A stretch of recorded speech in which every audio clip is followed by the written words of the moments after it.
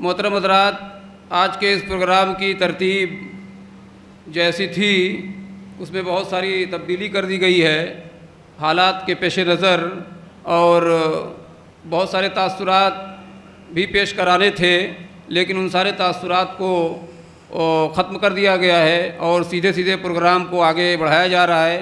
वक्त को देखते हुए और गर्मी की शिद्दत को भी देखते हुए हमारे दरमियान में अमीलों से हम सब के हर दिल अज़ीज़ रहनुमा मोहतरम जनाब अंसार अहमद साहब नेताजी के नाम से आप जाने जाते हैं, और वीर अब्दुल हमीद साहब के बारे में थोड़ी सी मालूमात उन्होंने इकट्ठा किया है। वो 2-3 मिनट में अपनी बात रखना चाहते हैं, इसलिए मैं चाहता हूं कि वो आएँ और अपनी बात रखें। जज़ाकुमुल्लाह खैर।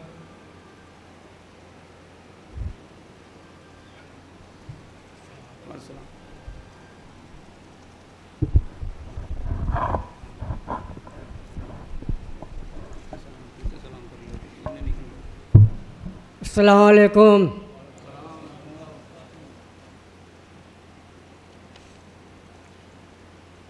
सबसे पहले तो मैं आप लोगों को ये एक चीज़ बता दूं कि मैं मौदा अमलो से आया हूँ। हमारे साथ 12-13 आदमी का वफ़द है।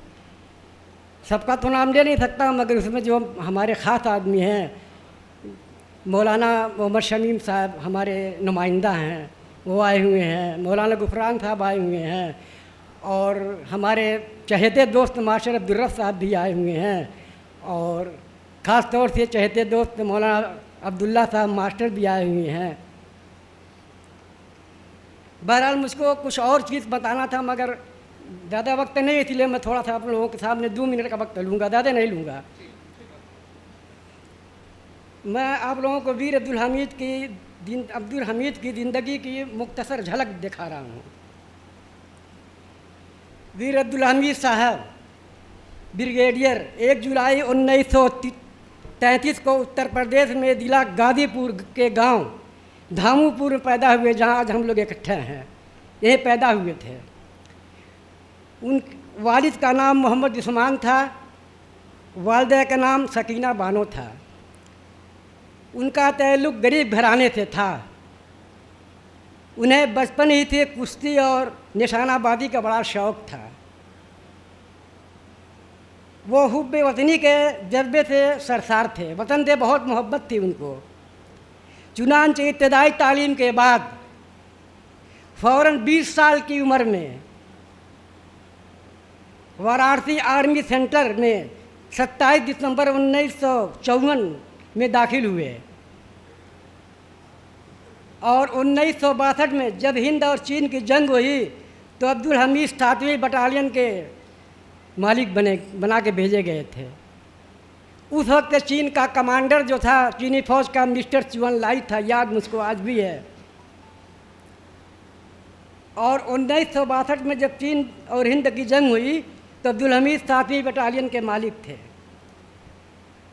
1945 में हिंदुस्तान और पाकिस्तान के दरमियान अब्दुल हमीद के 7वीं बटालियन के मालिक थे और ब्रिगेडियर का हिस्सा थे, और चीनी फौजियों का ज़बरदस्त मुकाबला किया और उनका छक्का छोड़ा दिया। 1965 में हिंदुस्तान और पाकिस्तान के दरमियान होने वाली जंग में कलीदी रोल अदा किया।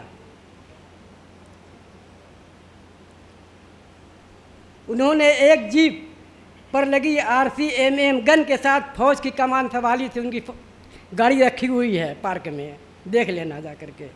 कोई बहुत अहम गाड़ी नहीं थी उस वक्त में, 65 की जंग है।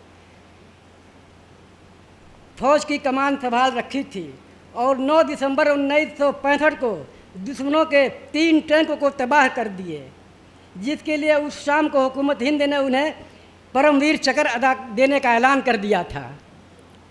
दूसरे रोज़ मज़ीद कई टैंकों को तबाह किया।